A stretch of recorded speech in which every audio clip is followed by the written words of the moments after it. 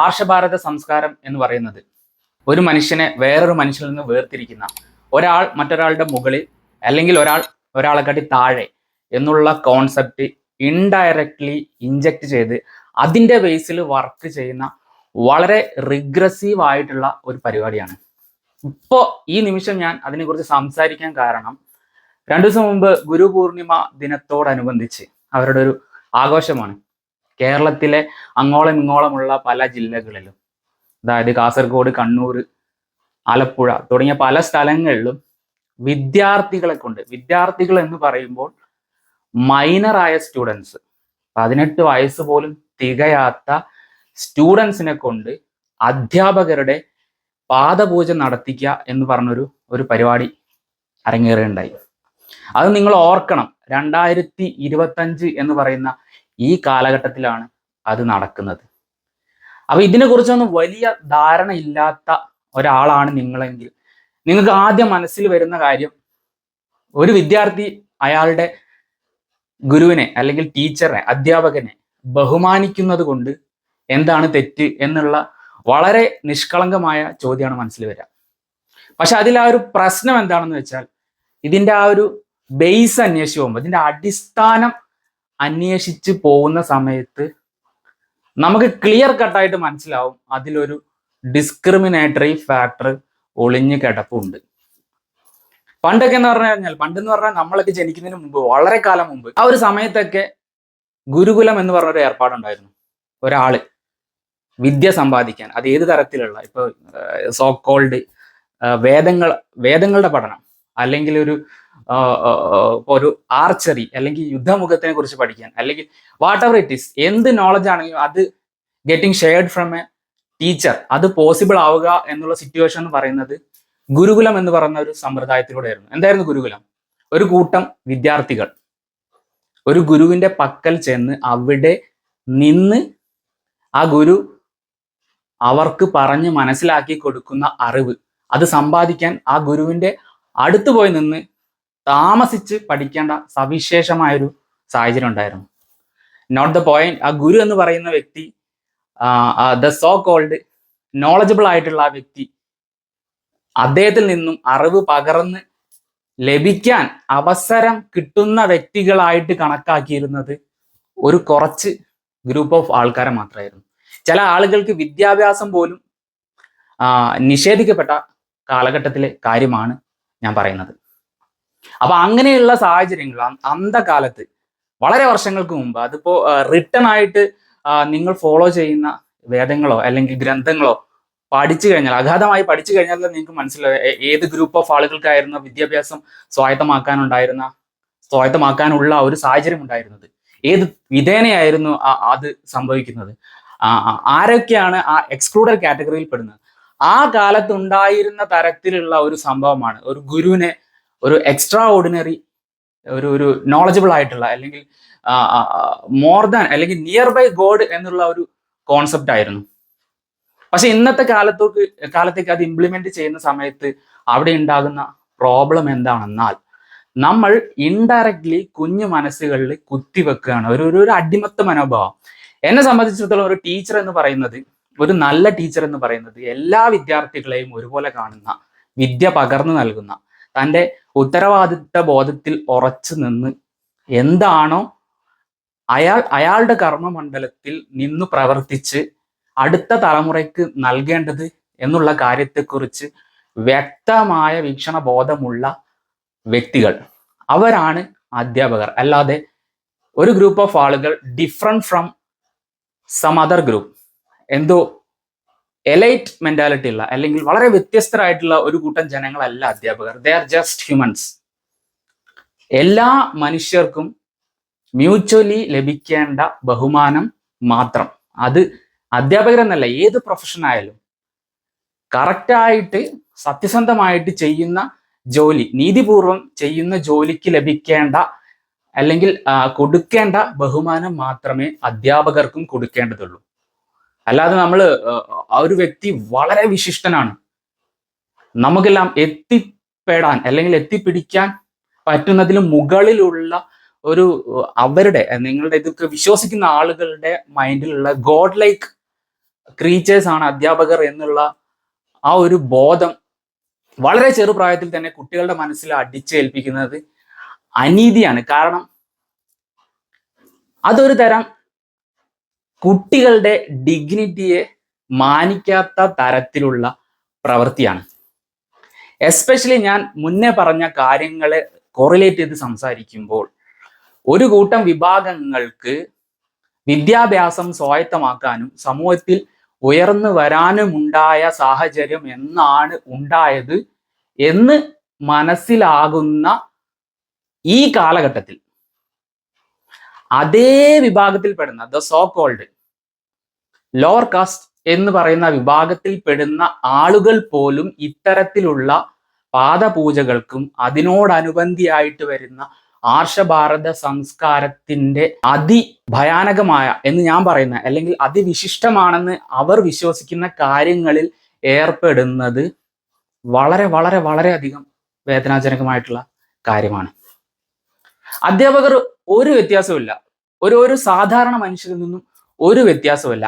എല്ലാ കൂട്ടരിലും ഉണ്ടാവുന്ന പോലെ തന്നെ നല്ല അധ്യാപകരും ഉണ്ടാവും, ചീത്ത അധ്യാപകരുണ്ടാവും. ഇപ്പോ നമ്മൾ ആ നടന്ന സംഭവം തന്നെ അനലൈസ് ചെയ്യുമ്പോൾ ഒരു ഗ്രൂപ്പ് ഓഫ് കുട്ടികൾ, വളരെ ചെറുപ്രായം, മൈനർ എന്ന് പറയാം, 5-6 വയസ്സുള്ള കുട്ടികളെ കൊണ്ട് ഇത്തരത്തിലുള്ള ഒരു ചടങ്ങിനെ പങ്കാളികളാക്കുമ്പോൾ ആ കുട്ടികളുടെ മൈൻഡിൽ പോകുന്ന കാര്യം എന്തായിരിക്കും? They will be thinking that അവർ ഈ ചെയ്തുകൊണ്ടിരിക്കുന്ന ഈ പ്രൊസീജിയർ ചെയ്തുകൊണ്ടിരിക്കുന്ന അല്ലെങ്കിൽ അത് സ്വീകരിച്ചു കൊണ്ടിരിക്കുന്ന ആളുകൾ വ്യത്യസ്തരാണ്. സപ്പോസ് അവർ ആ ഒരു സ്കൂൾ ലൈഫ് പോകെ വളരെ വിയേർഡായിട്ട് പെരുമാറുക അല്ലെങ്കിൽ സാധാരണ ഒരു മനുഷ്യനെ പോലെ പോലും പെരുമാറാത്ത തരത്തിലുള്ള ഇൻഹ്യൂമൻ ആയിട്ടുള്ള നേച്ചറുള്ള അധ്യാപകരാണെങ്കിൽ കൂടി കുട്ടികൾക്ക് ഓൾറെഡി ഇത്തരത്തിലുള്ള പാദപൂജയൊക്കെ ചെയ്ത് കൊടുക്കേണ്ട അവസ്ഥ വന്ന അധ്യാപകനാണെങ്കിൽ ആ കുട്ടികൾ ഇത്തരത്തിലുള്ള എന്തെങ്കിലും കാര്യങ്ങൾ അവരുടെ അധ്യാപകരോടോ അല്ലെങ്കിൽ അവരുടെ രക്ഷിതാക്കളോടോ ഷെയർ ചെയ്യുമോ? അവർ വിചാരിക്കുന്നത് ഇങ്ങനെ ചെയ്യുന്ന അല്ലെങ്കിൽ ഇങ്ങനെയുള്ള ഒരു പ്രാക്ടീസിൽ നമ്മൾ ചെന്ന് നമ്മുടെ കാര്യങ്ങൾ അല്ലെങ്കിൽ നമ്മൾ ആ ഒരു പ്രവർത്തനത്തിൽ ഏർപ്പെടുന്ന സമയത്ത് they are something different, they are great. From the day 1 അവരുടെ മനസ്സിൽ അത് പതിയാണ്. അപ്പൊ അവർ ചെയ്യുന്ന ആ മിസ്റ്റേക്കോ അല്ലെങ്കിൽ അവർ നല്ല രീതിയിലല്ല കാര്യങ്ങൾ ചെയ്യുന്നത് എന്നുള്ള സിറ്റുവേഷൻ ആണെങ്കിൽ പോലും ഈ കുട്ടികൾ അവരെ ക്വസ്റ്റ്യൻ ചെയ്യില്ല. We don't want another generation to don't question negativities or എന്താ പറയാ, ഇങ്ങനത്തെ തെറ്റായ കാര്യങ്ങൾ ചോദ്യം ചെയ്യപ്പെടാതെ പോകുന്ന അല്ലെങ്കിൽ ചോദ്യം ചെയ്യാൻ ധൈര്യപ്പെടാത്ത തരത്തിലുള്ള ഒരു പൗരനോ സിറ്റിസനോ അല്ല നമുക്ക് അടുത്ത തലമുറയിൽ വേണ്ട. ഈ പ്രൊസീജിയർ ചെയ്ത കുട്ടികൾ എന്ന് പറയുന്നത് 2040-ലോ 50-ലോ എല്ലാം ആ പൂർണ്ണ ബോധ്യത്തിൽ എത്തുന്ന പ്രായം ആ ഒരു സമയമായിരിക്കാം.